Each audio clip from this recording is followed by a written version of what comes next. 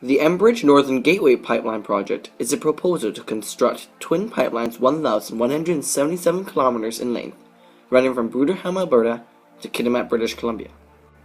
The Northern Gateway project proposes to build two pipelines. One of the lines would carry 525,000 barrels of bitumen west to Kitimat. The other line back to Bruderham would carry 193,000 barrels per day of condensate.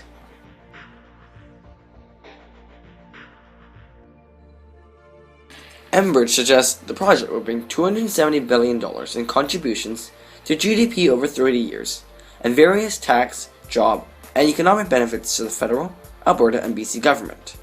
To BC alone, Northern Gateway will generate $1.2 billion in tax revenue, $4.3 billion in labor-related income over the next 30 years. The project will create over 3,000 construction jobs and 560 long-term jobs for BC. Approximately 99% of Canadian oil exports go to the US, totaling almost 2,000 barrels a day. The problem is the Canada oil price versus the US oil price have been kept trading on discount.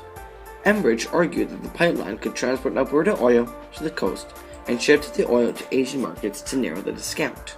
Further, Enbridge disputed environmental concerns by saying it would meet the 209 conditions set out by the Joint Review Panel and the 5 conditions of British Columbia: preventing oil spilling and leaking, maintaining tanker safety and neutral footprint programs to reduce environmental impact. Yet, after detailed research, my answer to the Enbridge bitumen pipeline proposal is an affirmative no. The pipeline proposal is objectable because the project is environmentally unfriendly, based on questionable economic assumptions, and incompatible with BC's development strategy. Based on the data provided in the Canada's Emission Trends 2012 report on Environmental Canada, oil sands is the largest GHG emission source in the energy sector. Oil sand, heavy fuel oil, produces the highest mass of carbon dioxide emitted per quantity of energy among natural gas, conventional oil, and liquefied petroleum gas. Nearly 1/4 of oil sand open pit mines take place on peatlands. Peatlands are landforms that store 10 times more carbon than found in soil. When peatlands are destroyed, vast amounts of CO2 will be released in the atmosphere. 40 to 175 million metric tons of CO2, which is equivalent to 7 years' worth of tar sand emissions at 2010 production levels, would end up in the atmosphere. Less carbon would be sequestered.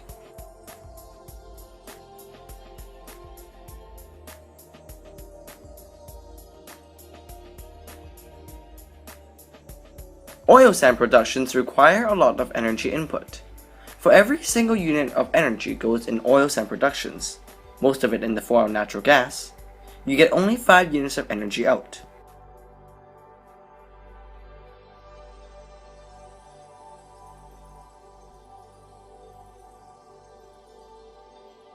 Bitumen is the heaviest, thickest form of petroleum. It requires extra refining and processing to lower the sulfur content, which means higher production costs. Therefore, heavy crudes are priced at a discount to lighter ones. The argument that the Northern Gateway pipeline can narrow the discount between the Canadian oil prices with the WTI or Brent oil price is theoretically unsound because it is comparing an apple with an orange. The extra refining and processing cost of bitumen increases the break-even cost of oil sands. Break-even costs range from $85 to $115. The break-even cost of oil sands is too high. A 20% downside movement of oil, which is a common feature in oil price history, will make some oil sand productions become totally uneconomical. 10 to 20% of current natural gas productions of Canada is used to produce oil sands, which makes 1/5 of energy content of a barrel of oil sands comes from natural gas. Natural gas is trading at around $4.7 in April 2014, but has gone as high as $8 in 2010, $13.4 in 2008, and even $22 in 2003. If natural gas returns to the 10 years average of $5.95, the natural gas cost of oil sand production will go up to 26.5%.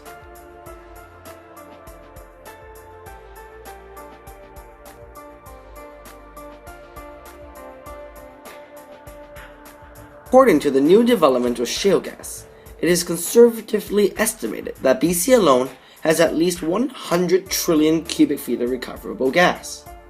Natural gas is the cornerstone of BC's energy and economic strategy because it is a cleaner energy and BC has abundance of natural gas. In view of the environmental and economic uncertainty of oil sands and the availability of better alternatives such as natural gas, BC should not permit the polluted and expensive oil sands to flow through the bitumen pipelines over our lands.